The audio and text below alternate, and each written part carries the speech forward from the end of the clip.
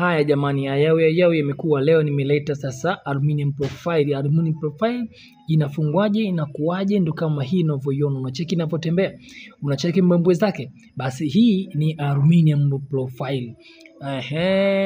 Mnaona mnaona mambo hayo. Sasa tunataka tujifunze leo.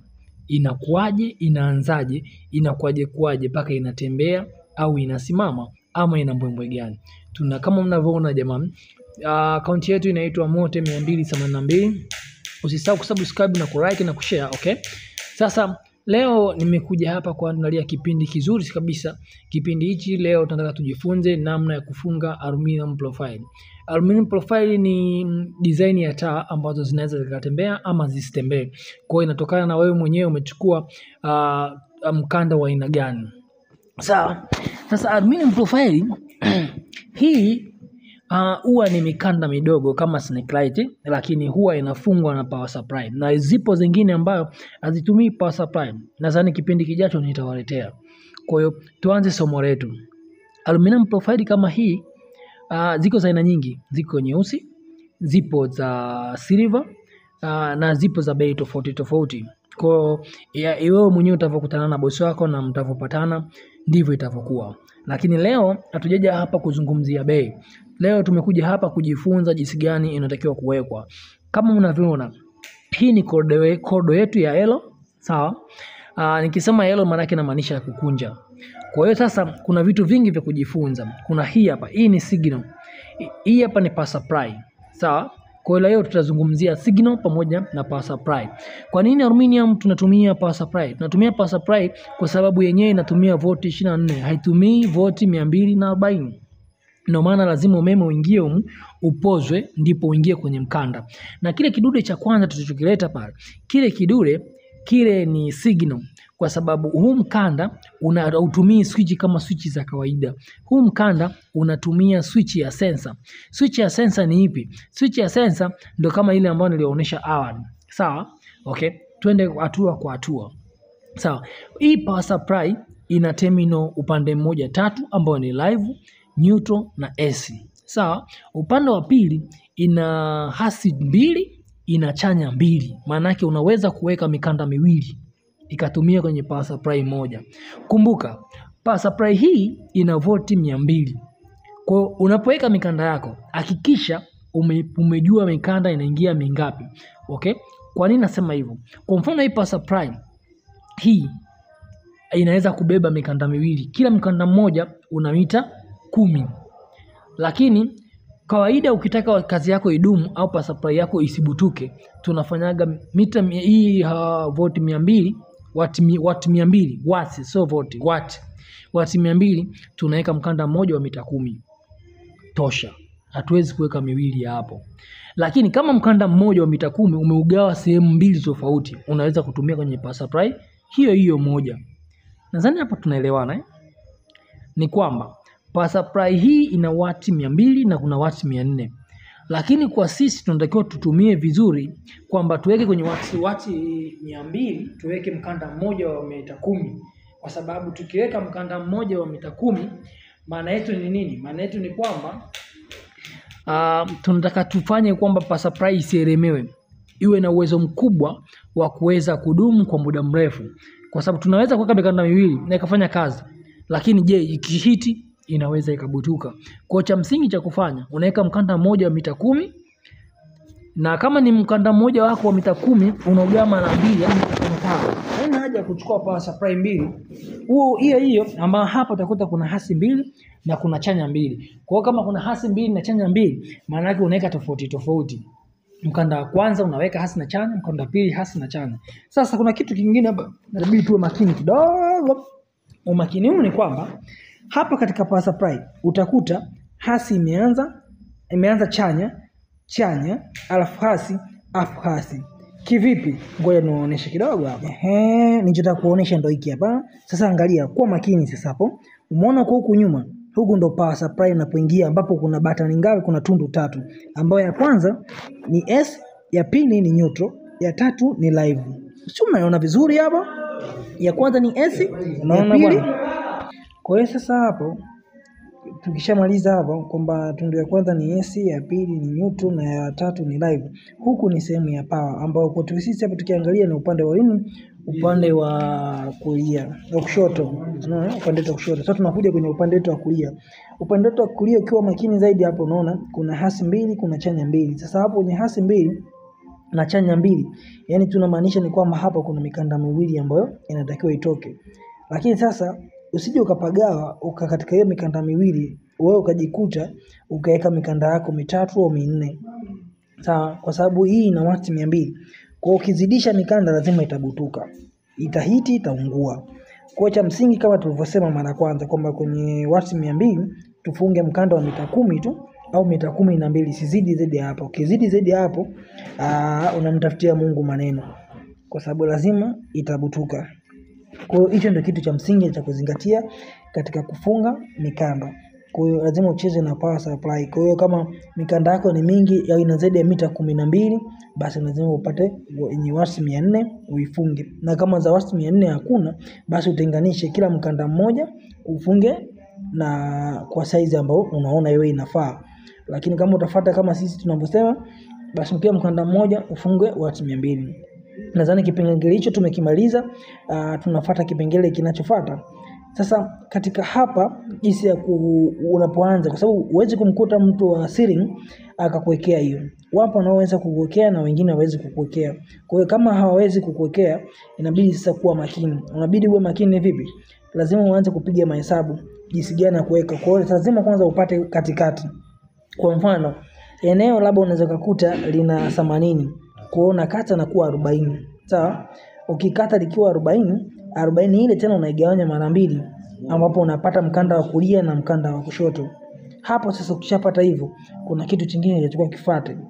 Sawa, endapo kama unawezekana ukawa na chalk line kama unayo, basi utapiga mistari, utachukua na ile aluminum profile, utapima unene wake. Kama una nadhani unakuwa sentimita 2.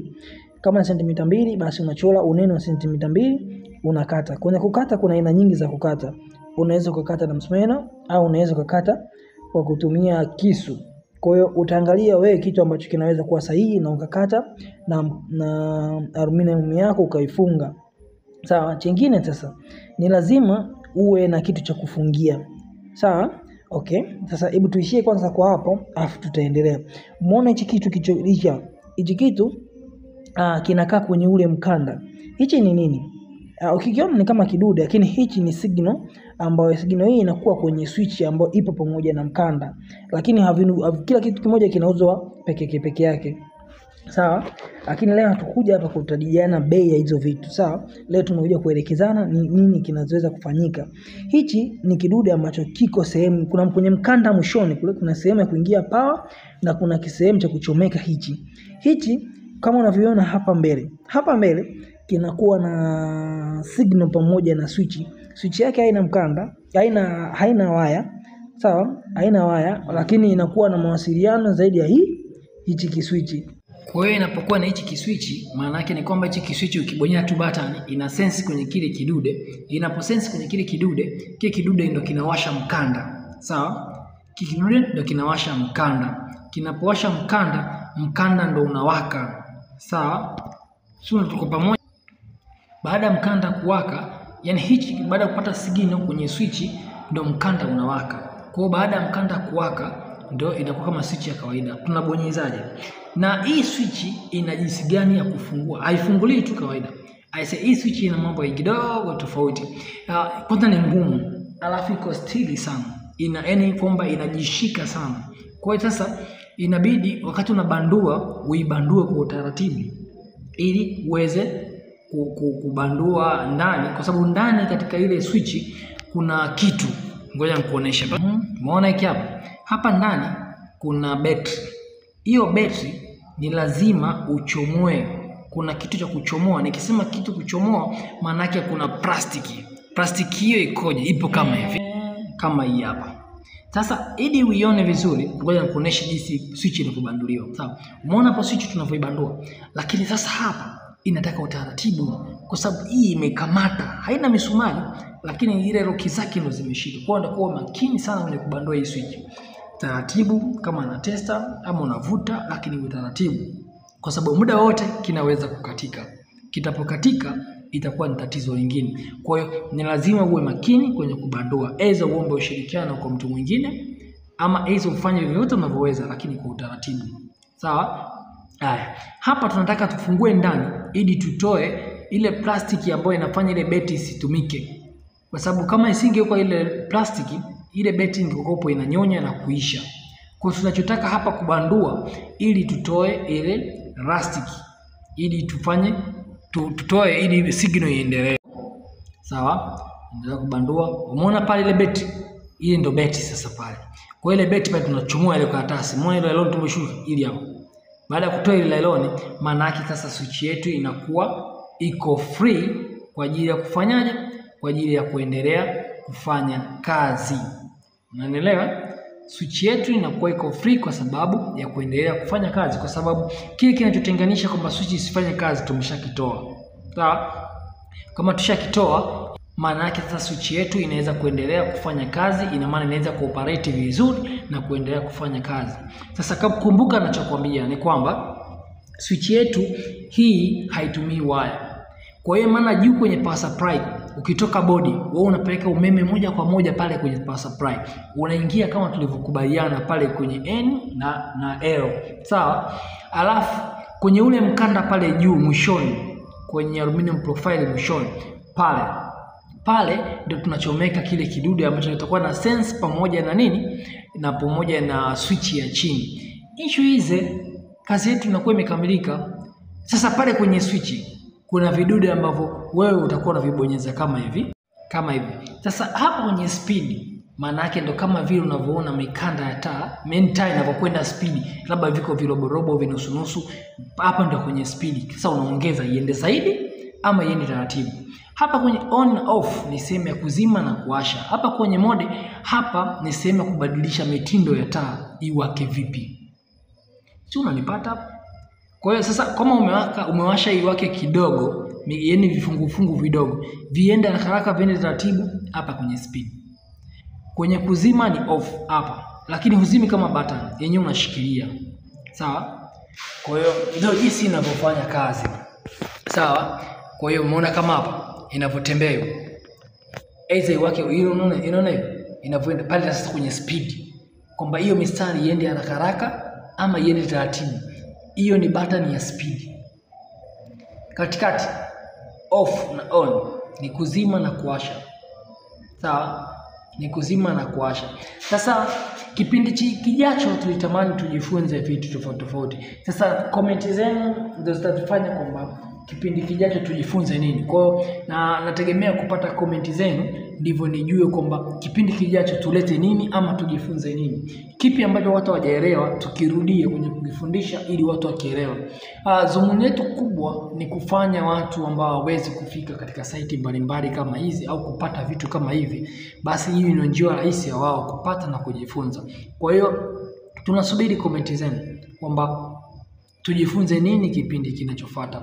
Lakini hii leo tumezungumzia aluminum profile, snake light ya aluminum profile na jinsi inavyotembea na jinsi ya kufunga switch ya sensor ambayo itakuwa chini. Kwa hiyo ina maana pale switch yetu haina power. Kwa hiyo power inategemea ina betri tu ya kucontrol zile button, alafu juu ndio tunapeleka main moja kwa moja ambayo itaingia katika power supply. Power supply itapochukua umeme yenyewe itapeleka kwenye nini? Kwenye mikanda ndio itaanza kucheza kutokana na switch. Wewe utavyokuwa unabonyeza, kila unavyobonyeza ndivyo itavyokuwa. Kwa hiyo hii leo tumefundisha, tumeelekezana, tumejuzana jinsi gani mikanda inaweza kufanya kazi ya aluminum profile. Kipindi kinachofuata natamani sana kwa watu wajifunze kutumia magneto aluminum profile. Magneto aluminum profile ni tofauti kidogo na hii profile ya kawaida, snake light ya profile ya kawaida. Magneto yenyewe iko tofauti kidogo. Kuna tofauti mkubwa tu ipo. Kwa hiyo na yenyewe nadhani ngoja niwaoneshe hapa kidogo aluminum profile ilivyo. Hii hapa. Sasa hapa hii ni snake light inawaka pembeni. Hii ni kitu kinaitwa cutting. Cutting nini? Cutting ni taa ni za snake light, lakini hizi zinawekwa maalum kwa ajili ya mapazia. Hii nitakuja kufundisha wakati mwingine, sawa? Hapa leo nataka nimekuja hapa sebreni kuwaonesha magneto aluminum profile. Hii ya katikati sasa, mbona inawaka vipande vya taa? Hii ndio aluminum profile. Hizo taa zake huwa zinacheza kwenda mbele kurudi nyuma, kwenda mbele kurudi nyuma. Ile ndio aluminum profile. Ile nitakuja kuielekeza wakati mwingine, lakini nasubiri comment zenu. Mtasema mnataka kujifunza aluminum profile ama aisa mnataka kujifunza nini? Kwa kile mtachoona comment zenu zikiwa nyingi, basi kile ndio nitakifanyia kazi, watu wajifunze na kutambua nini cha kufanya.